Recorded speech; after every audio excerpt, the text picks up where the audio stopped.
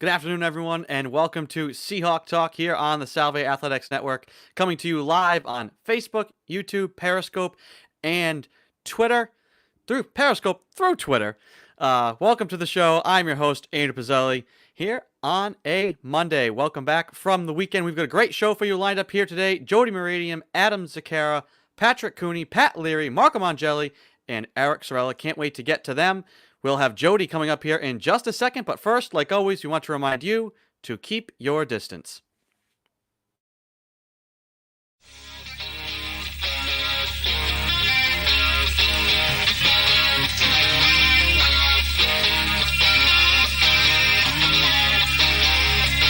Better keep your distance.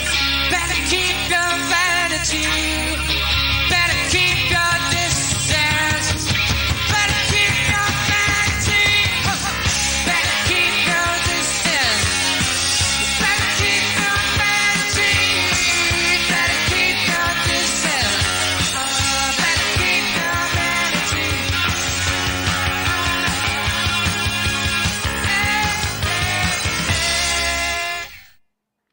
That is Ed Habershaw with his rendition of Keep Your Distance from the Shake, Rhode Island-based band, with a message that we can apply worldwide. Social distancing, hand washing, mask wearing.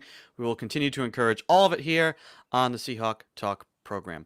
I want to get right away to our first guest, South Virginia Athletic Director Jody Meridian. Jody, welcome to the show. How are we doing?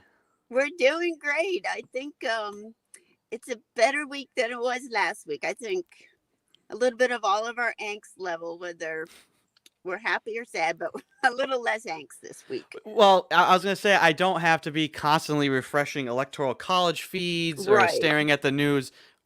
We know, which is a good Yes. thing. Everybody can take a big sigh of relief knowing an election has been decided. I wanted to get first from you any institutional updates. Every week brings something new. So what is new this week with Salve Regina?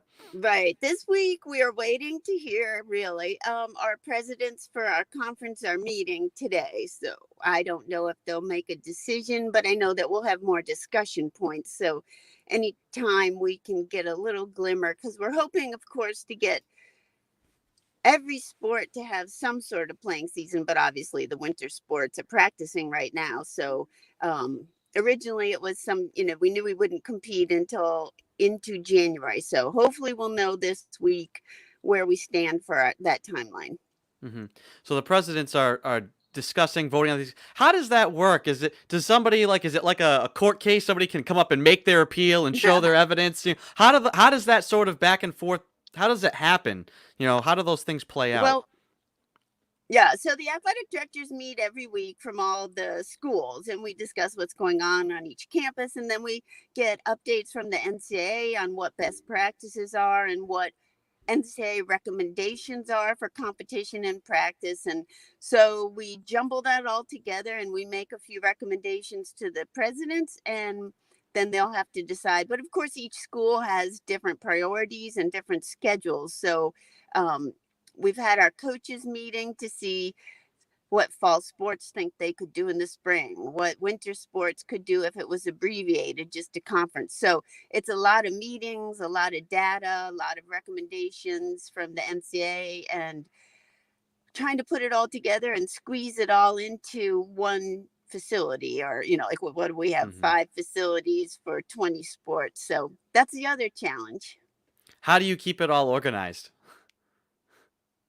Well, it changes every day. So you just keep a list. And I think the NCAA is really good at communication. The conference, we talk every week. So it's just communicating and comparing. One thing we really do is compare where we are. And, there are differences. So when people hear news about, say, a Division I school, well, that school's chartering planes to fly, or, the NFL or the NBA.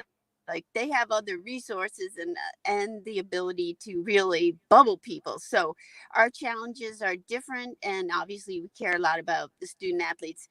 We're not here from any sort of revenue from student athletes. We're just here to help them grow and make sure they have a good experience. So when people read in the news different things, it applies to everyone differently, and priorities are different at every school.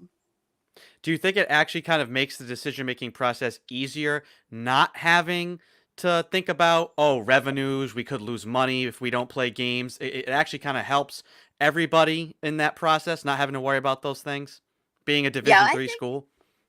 I think that it makes us have the ability to make honest decisions based on student athlete health and welfare. And I'm not saying anybody else wouldn't, but we don't have another element involved. So we are who we are, and they're going to grow. And we're trying to make sure that we keep programming with them and keep everyone engaged. And we hope we play, but it's nice not to have that as a factor. hmm Any major programs coming up? I know there's been a lot of things that we've been trying to do that the student SAC and other things have been involved in doing. Anything to your knowledge coming up on the horizon that is of note? Well, tonight we're doing a faith in athletics at 6 o'clock at the chapel. Just a discussion, nothing specific, but really looking just to see what helps everybody get through. And then we're going to continue our Captain's Council programming. And we had the Walk for Equality. And of course, the student athletes are gathering food right now. I mean, we have a lot going on, and we're going to try to do some mental health as well, because it really is nerve wracking. It's been a tough fall for everyone. And so anything we can do just to make sure people know we're all in the same boat, and everybody's frustration has made us all a little edgy. And we just want to make sure we get through whatever we're doing now, get through finals, and then can continue on next spring. So we've got about 5 weeks left, maybe. Just want to make sure they're as positive and helpful for everyone. Yeah. Last question, Jody. Did you where were you, and did you even feel the earth moving under your feet yesterday?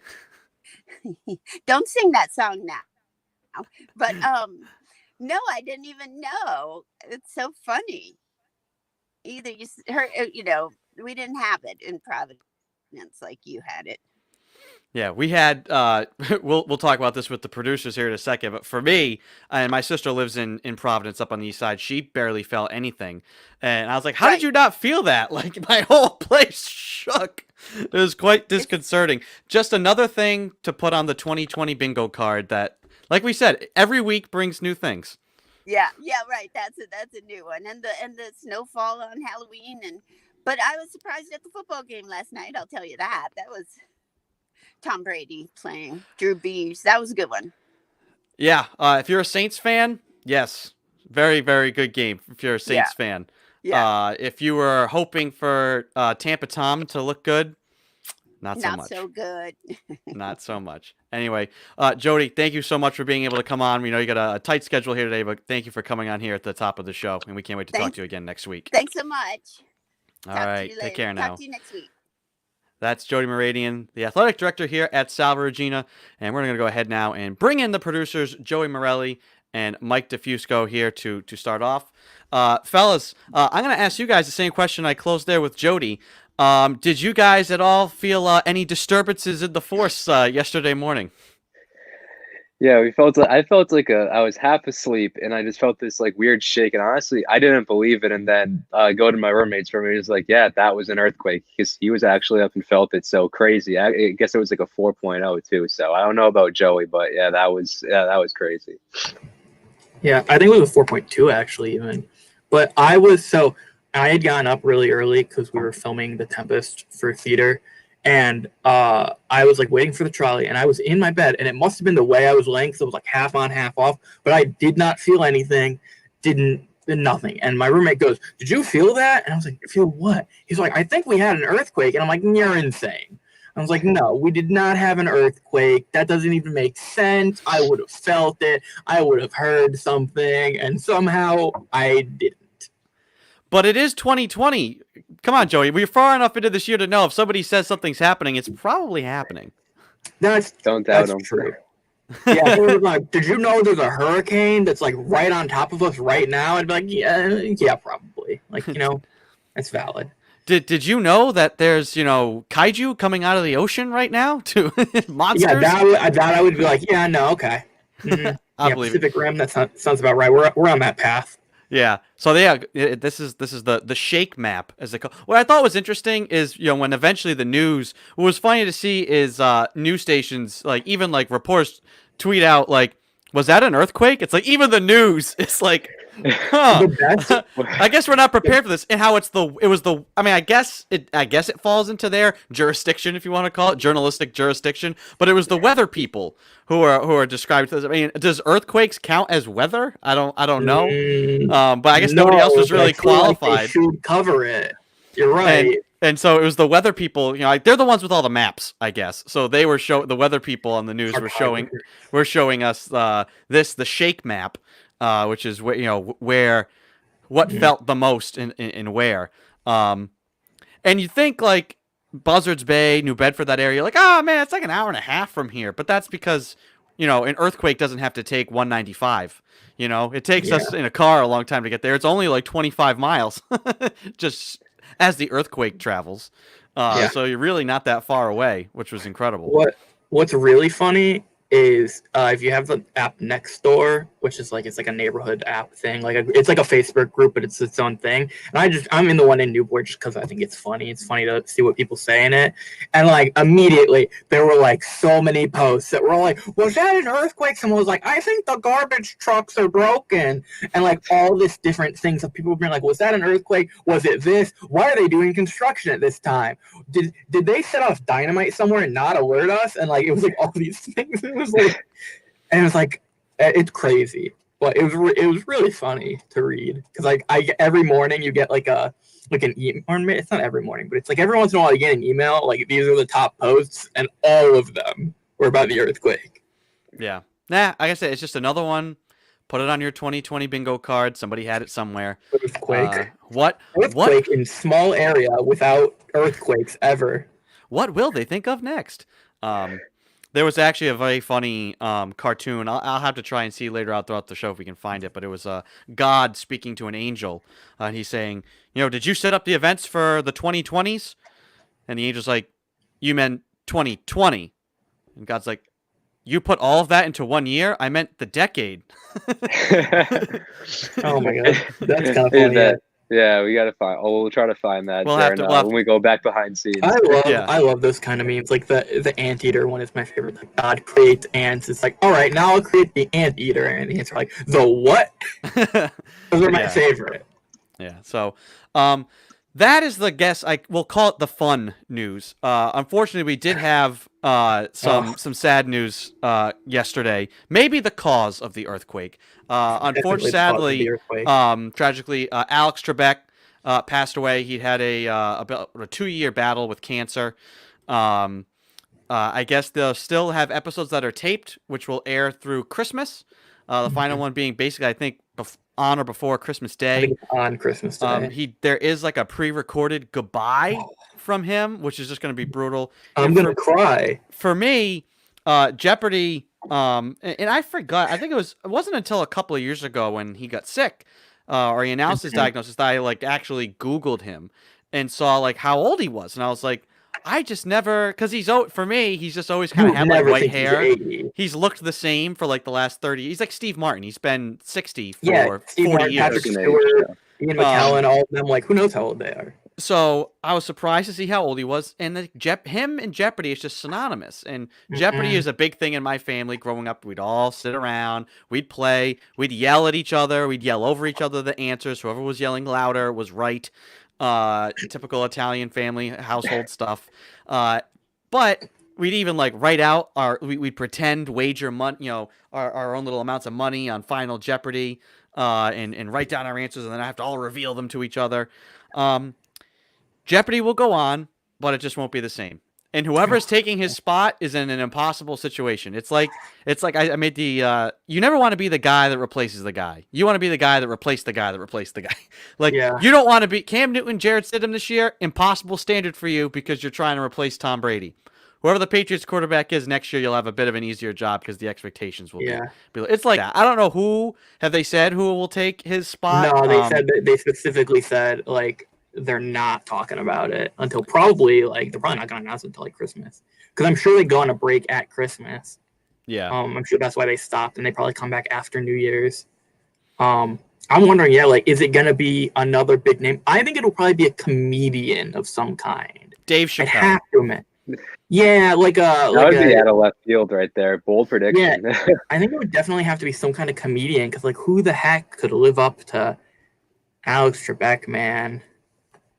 I can't even Yeah, like imagine. there isn't anyone. Jake from State Farm, maybe. Who knows? Who are we gonna seriously? Who are we gonna I get mean, in? AI has come a long way. Maybe maybe they just have Watson integrate and they have the actual Trebekatron run the Did they show. do that Like once? a hologram? You're saying? Yeah. Well, You know, Oh no, they deep- had hologram. robot. Deep fake Alex Trebek is just gonna run the show. I'm sure they can Did they- mimic his voice. No, don't do what they did to the guy from Star Wars. What was his name? Oh, Grand Moff Tarkin. yeah. Whatever he was, they made him. Yeah, don't do that. Don't do that to Alex Trebek.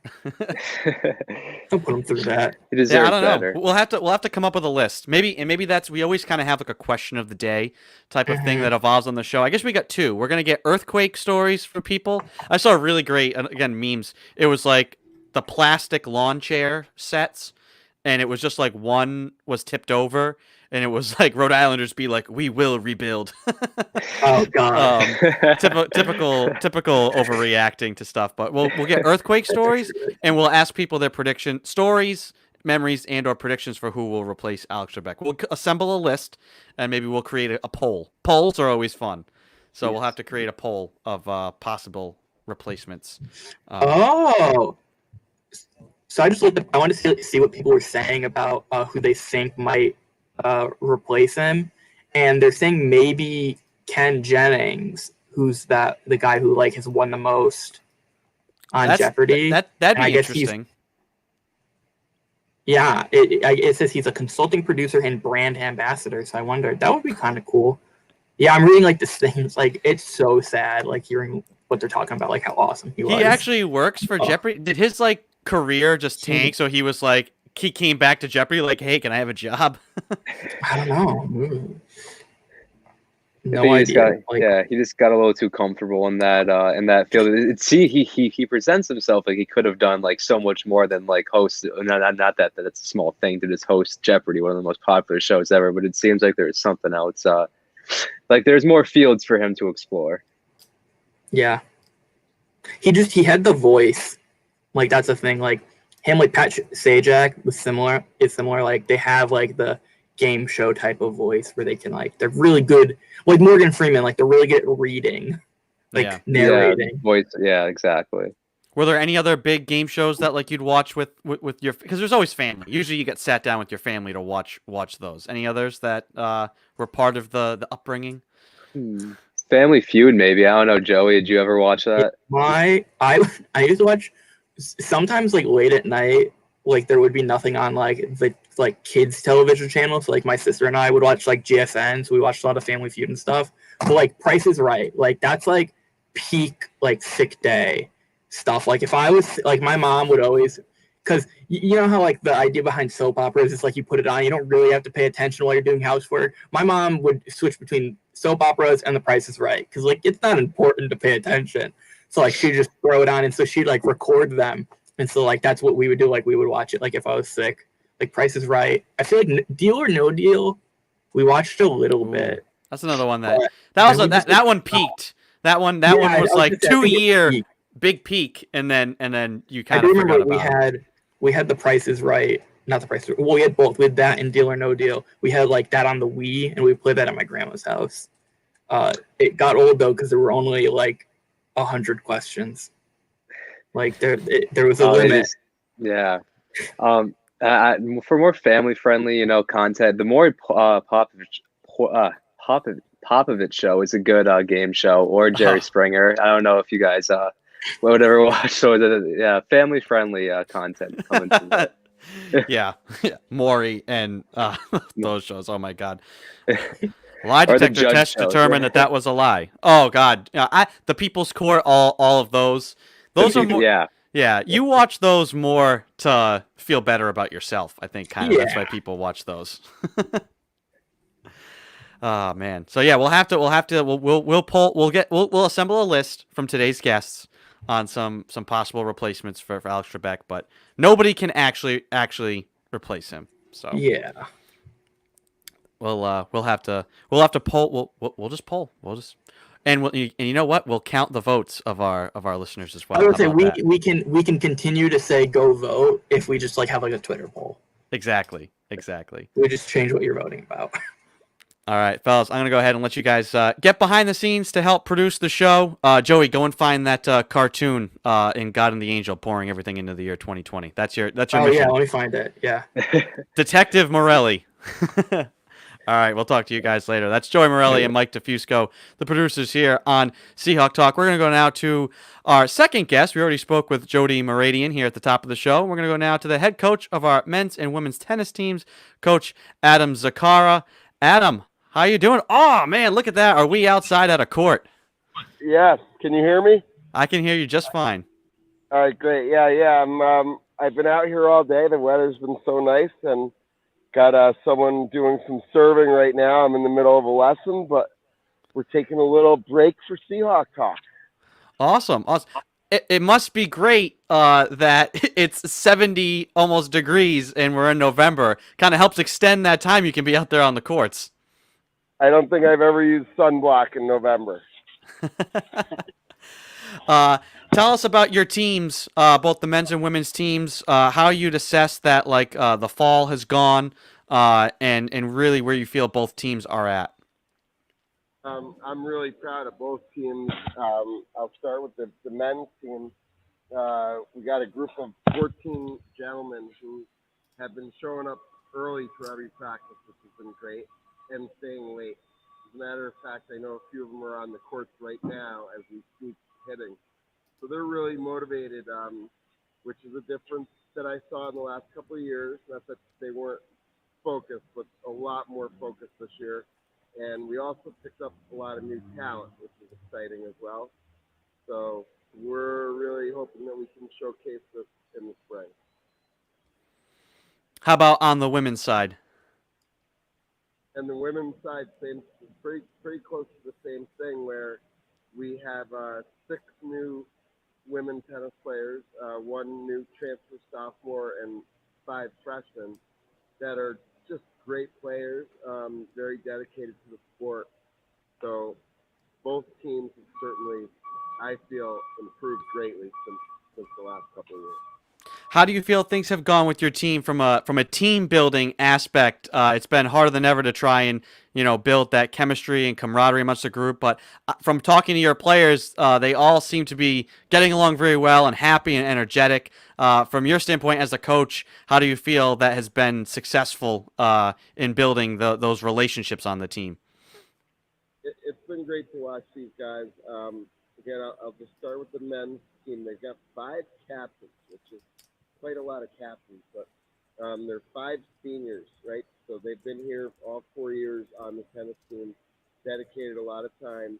I felt they all deserve this honor, especially during the fact that we've had some seasons canceled on them.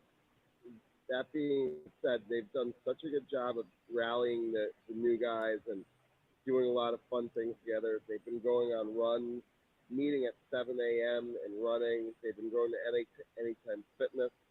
And then on the women's side, same type of thing. They're getting together, having pasta dinners. I see that they're staying together as after they leave the tennis courts. They're doing things together. So I love the camaraderie on both sides. How will they stay sharp through the winter into hopefully a spring season? I guess it'll help if it stays serious outside, right?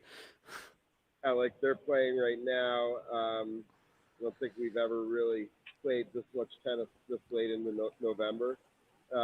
Then we're lucky that we do have the Hall of Fame right down the street from us. So we generally start middle of February. I think February 15th is a Monday this year. And that's the date that I hope to start back at the Hall. So they'll have, a couple months of downtime, but shouldn't be downtime as far as conditioning and staying focused about what they have ahead of them in the spring. Mm-hmm. Were there any new drills or methods that you picked up from this fall, obviously having to work around restrictions that you like and will keep, or was it really just about making sure people weren't gathering in groups? Because tennis, by and large, I mean, you're socially distanced to begin with, anyways, right? Yeah, yeah. I mean, when you're on the doubles and you're kind of close, there can be some issues with 6 feet spacing, but I think we did a really good job with that. As far as drills, as you see, I'm teaching right now. I always love to research and come up with creative new drills, even on my own, or finding online, or talking to other professionals, instructors. Um, so I constantly try to keep things changing. I don't think I've got any new drills due to COVID necessarily, but certainly bring a lot of new drills to them. Has there been any one person or place that's been a prime resource for you for those sorts of things? Um, I'm certified by the USPTA, which is based out of Orlando, Florida, and they're a really good source for me. I get emails all the time and live YouTube videos of drills and a lot of different coaches around the nation that share things. And I also was able to network a lot with the instructors at the Hall of Fame earlier this year because they were closed until June, and they were coming and hitting with me here. So we got to network and share ideas. So yeah. Last question, Adam. Any experience yesterday with the earth moving under your feet, or did you wake up and not even know that an earthquake had happened? I was ready for you to break into the song "The Earth Moved Under My Feet."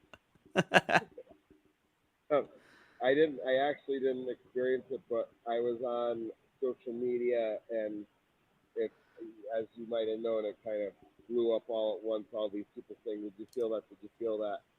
So within 4 or 5 minutes after it happened, I was aware of it, but no, I didn't feel it myself. All right. Adam, I'm going to let you get back to work. Gorgeous afternoon. Unfortunately, the sunlight now is turned against us, so I'm not going to take any more of your sunlight away from you. Good luck with the rest of your lesson, and thank you so much for taking the time to join us today on the program. It was a pleasure. Thank you, sir. All right, take it easy now. That's Adam Zakara, the head coach of our men's and women's tennis team. We're going to take a short break and be back with some representatives from our men's lacrosse team. Don't go anywhere. So you want to be a Seahawk? Let's make sure you wash your hands, keep your distance, wear your mask, and love your Seahawks.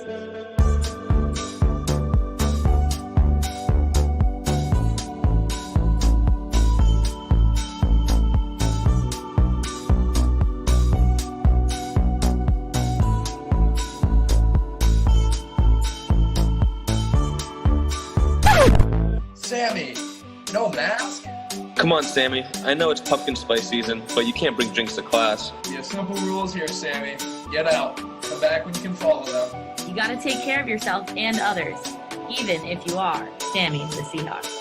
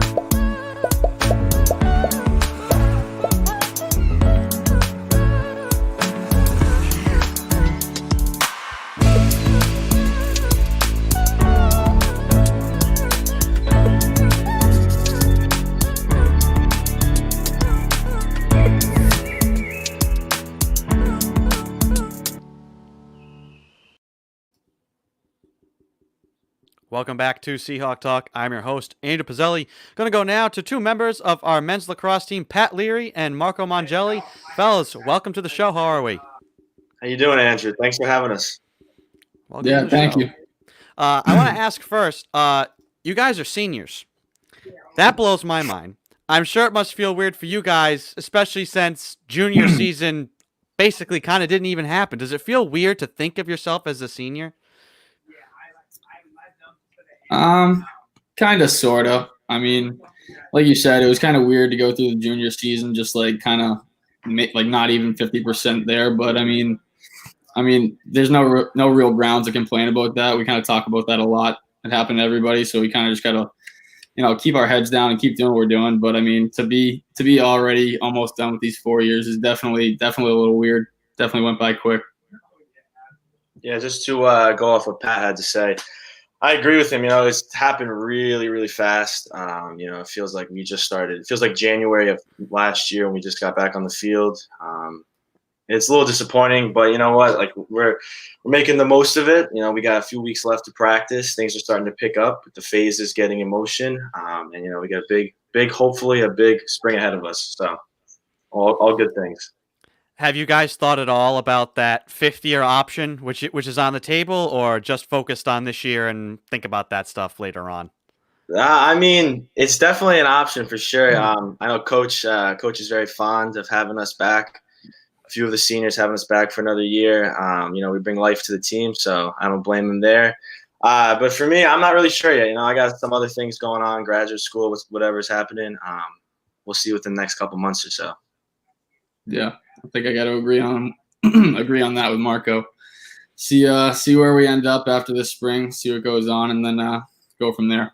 Mm-hmm. All depends on the season happens, Exactly. Yep. Talk about this senior class as a whole and what you think they mean to not just this current team, but what they've meant to this program as a whole.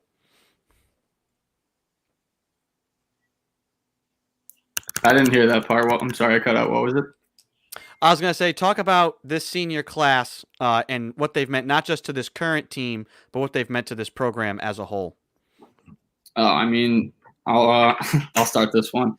I think I got to see a lot of it. I was fortunate enough to get to come in here and have two seniors kind of take me under their wing as a freshman. So I think a lot of the senior class kind of developed a lot throughout these 3 years, and you see a lot of the class that got out there our freshman year and really got the experience early, and we're just fortunate to have those guys. It makes playing the sport a lot easier when you got guys next to you that know what they're doing. So, I mean, we've just been able to get out there for a few years together. So it's been amazing. Everybody's just trying to help out the guy next to you now. So it's been incredible. Yeah, for sure. I would say this 2021 class is certainly the backbone of the team. I'd say probably since about sophomore year, we've been the backbone.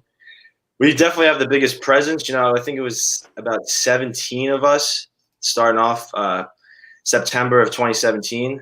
Now it's down to about 12. How guys came in, guys went out. We got guys like Chris Sheehan, Joe Grimm, Ryan Heater, Brendan Kelly, Bailey Strange. It's all big presence guys on and off the field.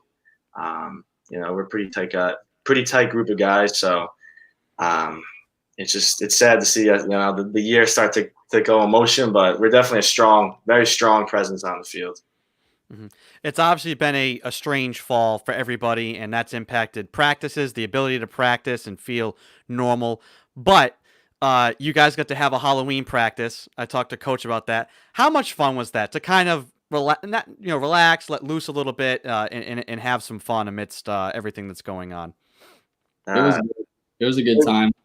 It was good to see a lot of the coaches dress up too. We had Coach Cooney in a mummy costume, which was hysterical in itself. But I mean, just to see him trying to coordinate a practice in the mummy costume was funny. I mean, everything. It was good energy. Everyone was in a good mood. We got more stuff done than I thought we would. So it was a productive day. Everyone had a good time. It was a lot of fun. I hope it's something they continue to do in the years coming. Yeah, it was certainly fantastic vibes.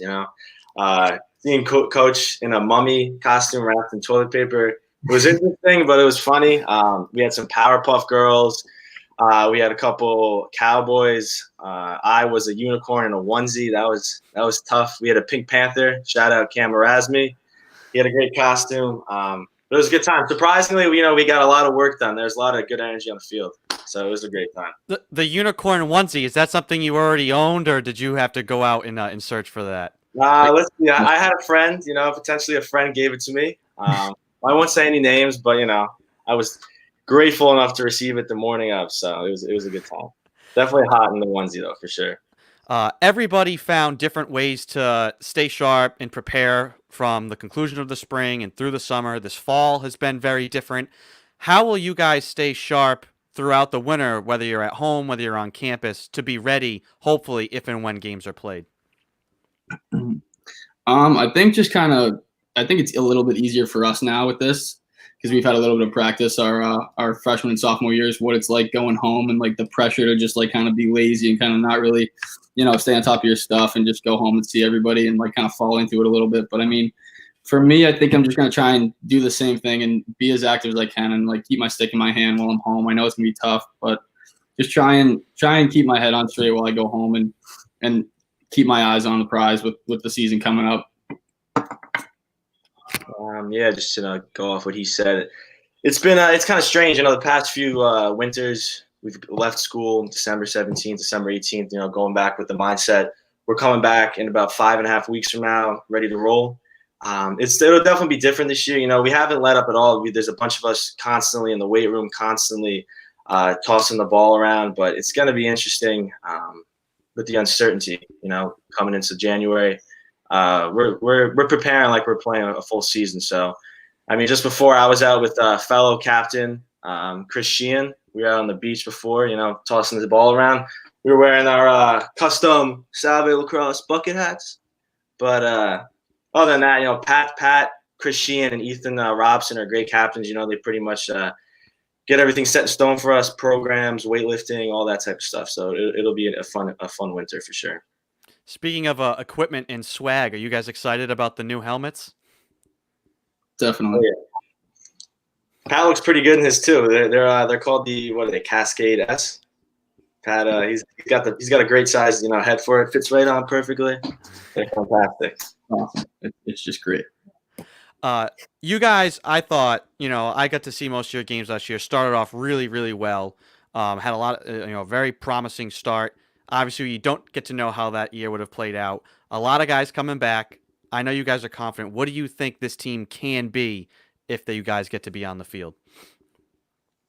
I mean, I think it's kind of like you said. It was tough not to see it play out last year, but I think this team can be pretty special. We got the right guys. We got the right attitude.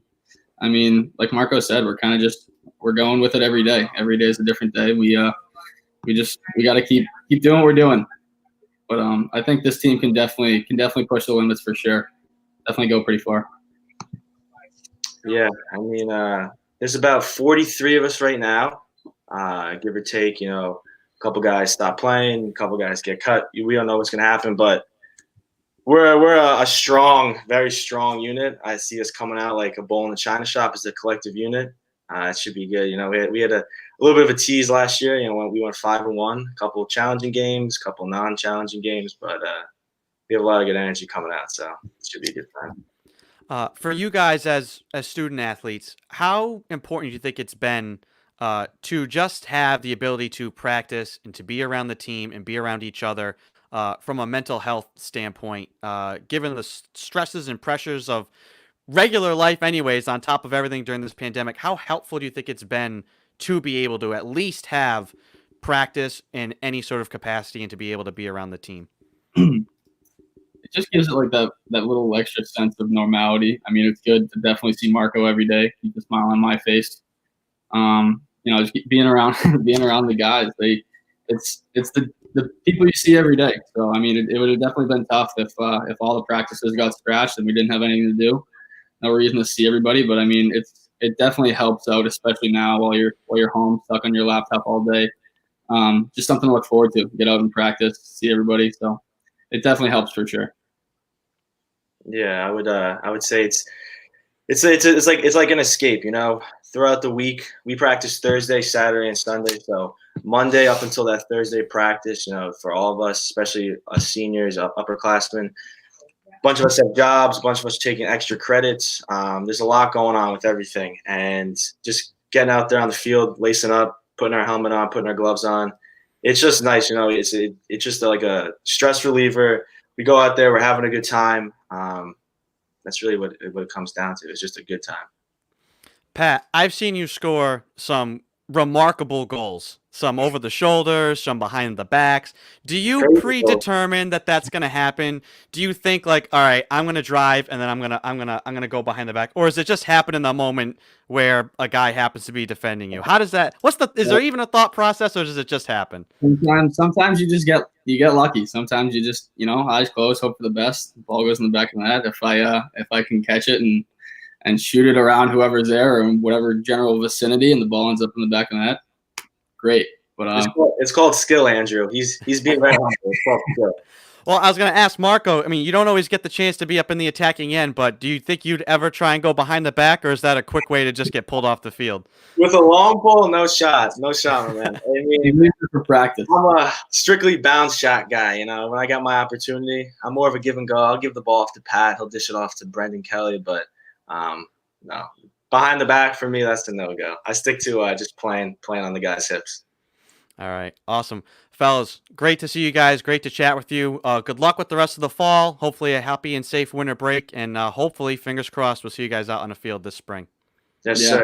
Thank you, Andrew. I also like that Matt Castle jersey back there. What's that? I said your Matt Castle jersey behind you. That's a nice. Oh, yeah, man. Yeah. Sure, thank you. You have a good one. All right, take it easy now. That's Pat Leary and Marco Mangelli from our men's lacrosse team. We're going to go finally now to the head coach of our baseball team to round out today's programming, Eric Sorella. Welcome back to the program. Eric, how are we doing? Here we are on Monday. I was going to say, first, give us the update on how your team's doing and how you're preparing them for a winter break. We are pretty much wrapped up. We had a few individual sessions this past week because of the weather. And we may, in a week or so, touch base and get together one or two more times. But that's going to be mostly position players. Pitchers are shut down. And we have just kind of transitioned into our heavy lifting phase. Coach McKeon's done a really good job of putting that all together and having a Zoom meeting with the guys and kind of laying out everything that needs to get done so they can understand the direct correlation between the lifting and the baseball movements. But, really just want to keep guys safe and make sure they get off to a good start. And a lot of times, talent aside, all the championships are won and lost with what guys are able to do in, November, December, and January in the weight room. Mm-hmm.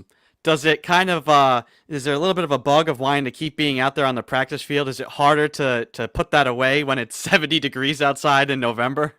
It is. And, if it was going to stay that way through all of November, I think I would feel differently. But I'm sure in a week or so, we're going to get back to reality and get back into the 50s. And, it wasn't too long ago where some spots in Massachusetts had 5 to 7 inches on the ground of snow. So, while we enjoyed the warm weather and this home, this stretch of 7 days of 60, 70 degrees, I just don't foresee that carrying on through the whole month. Mm-hmm. Whoops.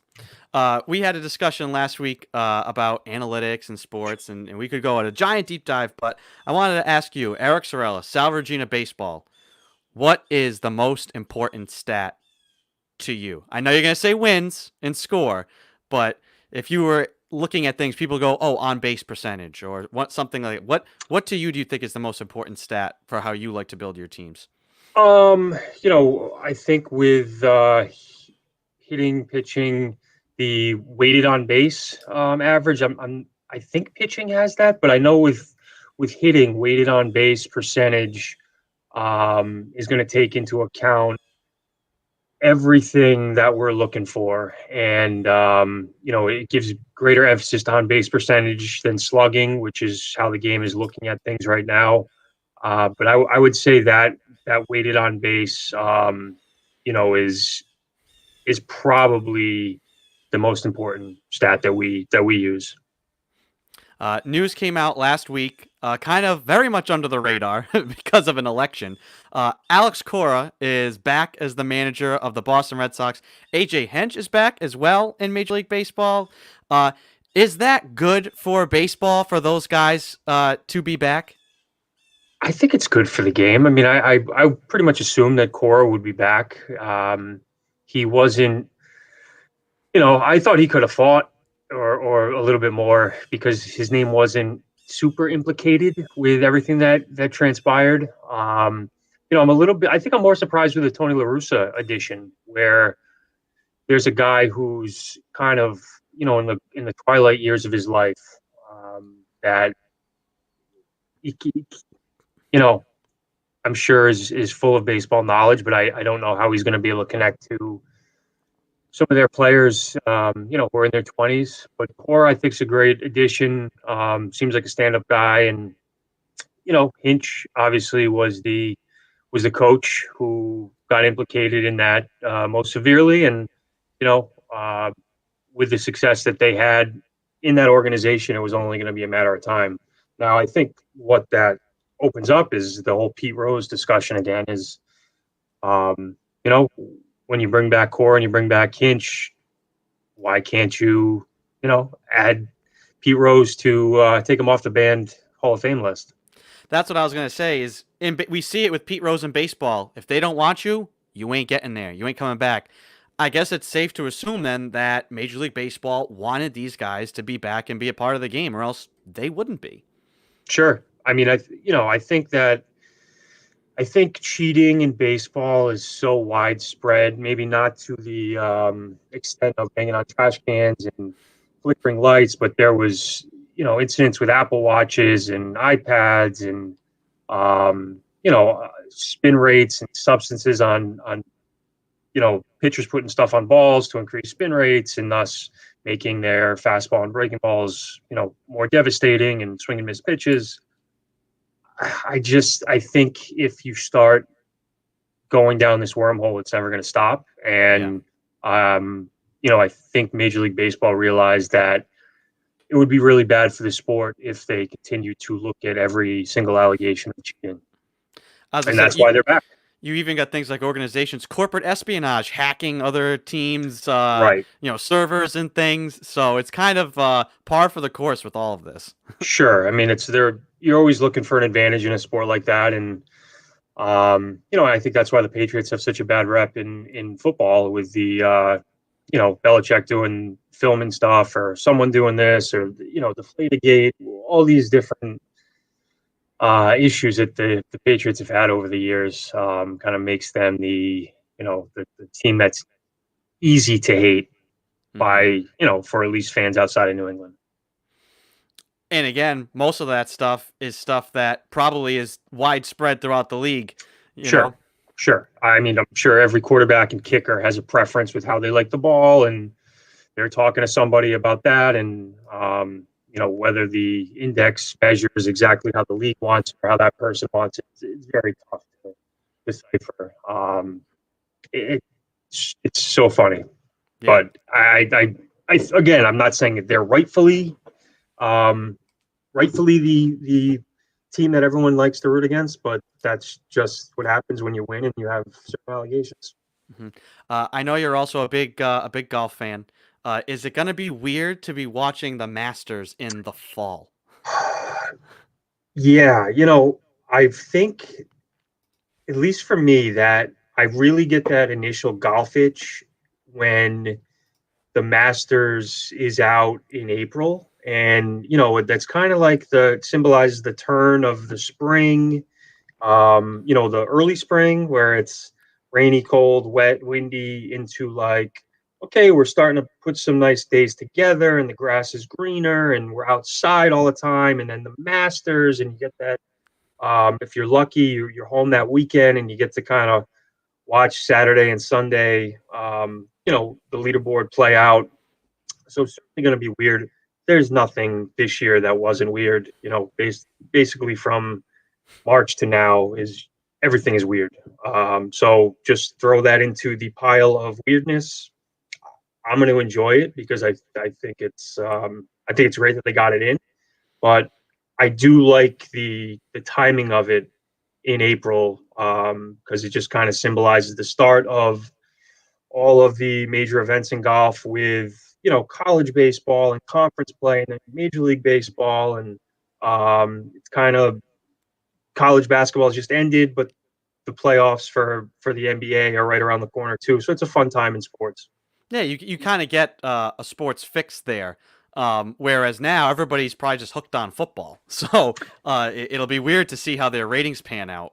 Right. I mean, it's just, even college football, there's so many teams in so many different spots, and every week this team can't play because guys tested, and then like who did they play last week, and who knows what's going to happen with this Notre Dame, fiasco with just the fans rushing the field, and what an outstanding game that was. Yeah.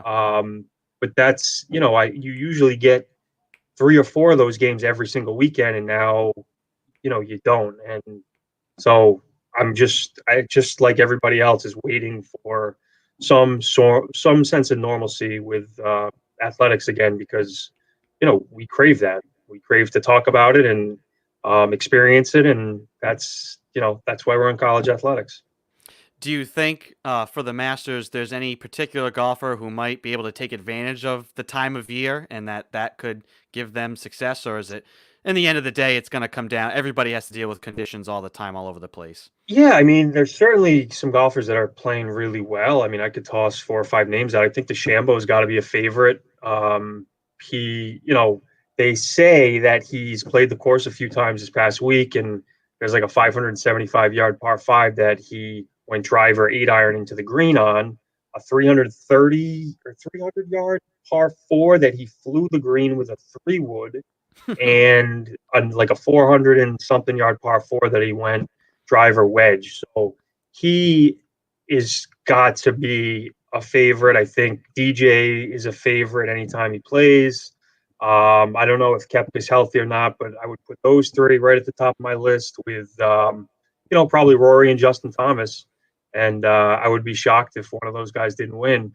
I'm going to be pulling for the old guys, Phil and Tiger, just because they, I like to root for the old guys and see them get one last weekend in the sun. But it's definitely a young person sport right now. Yeah, it's kind of, you talked about, you can compare. It's almost good for like a sport like the NFL when the Patriots are like in the Super Bowl because people want to watch to see them lose. It's good for golf if Tiger and Phil are up there because they've had so much success. You get people watching to root. You get people watching to boo. It'll be good. It's always good to have those guys in the mix. Definitely. If they were ever both in the mix or in the top 10, going into Saturday or Sunday, I think ratings would be off the charts. But I still think it's, I think ratings should be good as it is because there's not much to watch these days. Yeah. Last question for you, Eric. Did you experience any of the tremoring yesterday? I was in the car and I had my my earpods in, and a couple great family group chats that people were just texting back and forth so I could hear the conversation, but I didn't feel anything. And I'm still, almost 40 years old, and I have not yet to experience a earthquake that I felt. Well, I mean, we live on the East Coast, so it's funny to hear people, say like, "Oh, I felt it," and granted, it had me disconcerted for a moment because we're not used to it. I have friends on the West Coast who are like, "Guys, it was a 4.2. Like, I barely even get out of my bed I don't even leave the house for a 4.2." Right.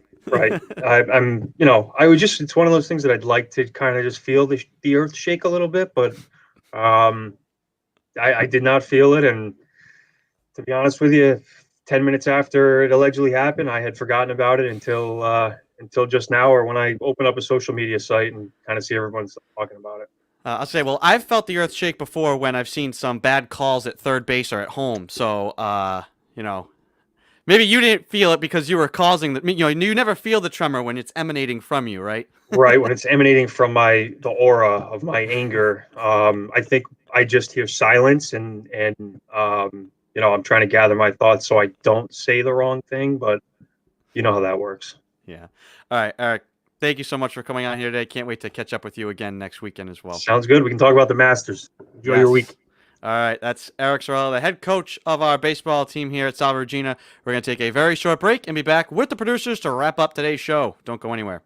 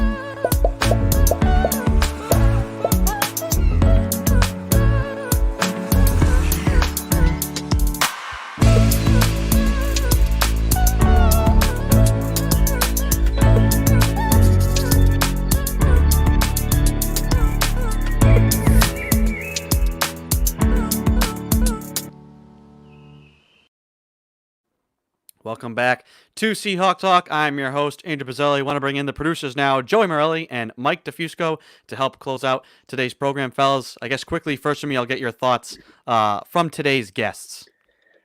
Gotta say, I really like that bucket hat that Marco was wearing. I'm gonna have to ask him, or who was it, Chris Sheehan, about where I can find one of those things. Joey, you're muted.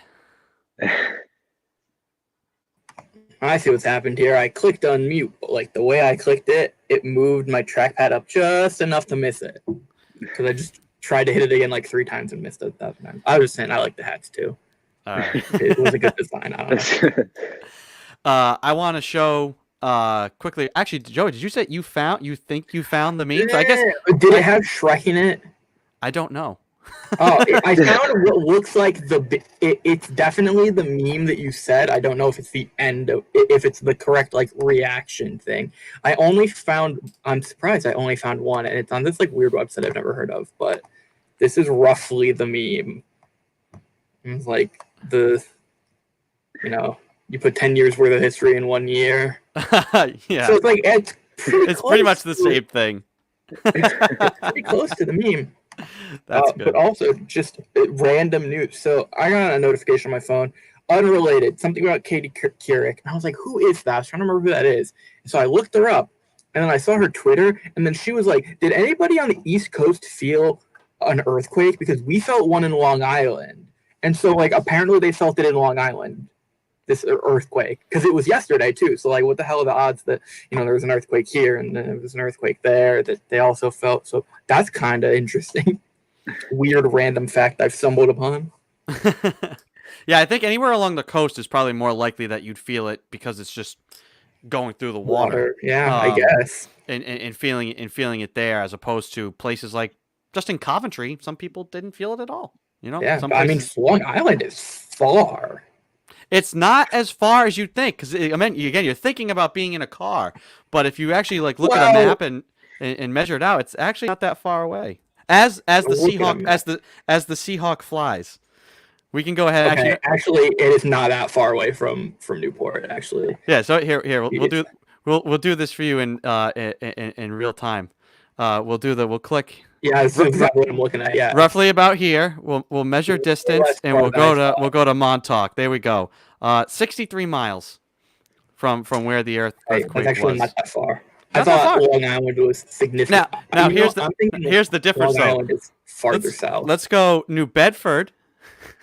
We'll do directions, and we'll go to Montauk.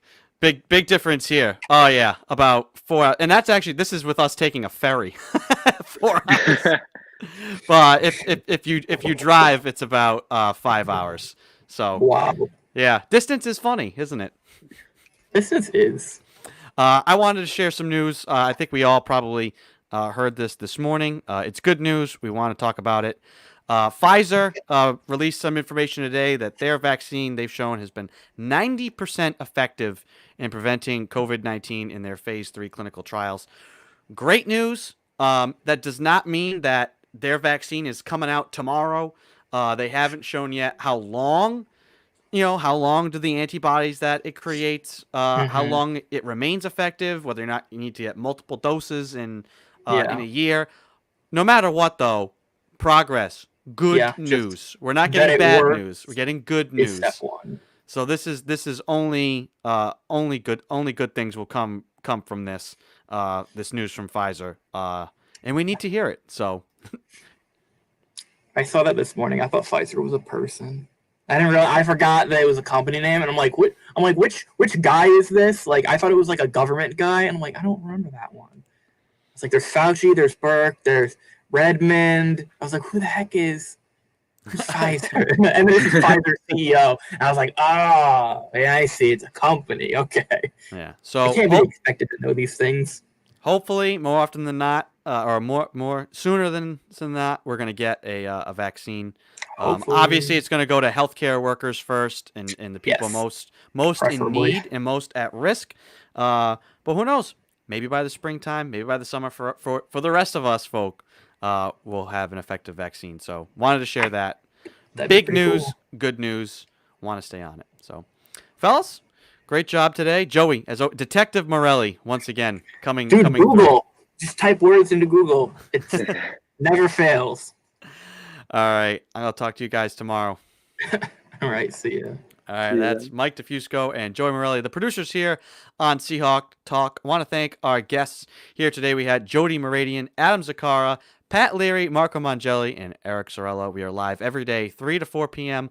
on the Salve Athletics Network. That is Facebook, YouTube, and Periscope through Twitter. And if you can't catch us live, you can rewatch every single episode of the show by liking, following, and subscribing to all of those platforms, and also to the Seahawk Talk podcast through Sounder FM. Just search for Seahawk Talk on Sounder FM or your favorite podcasting platform.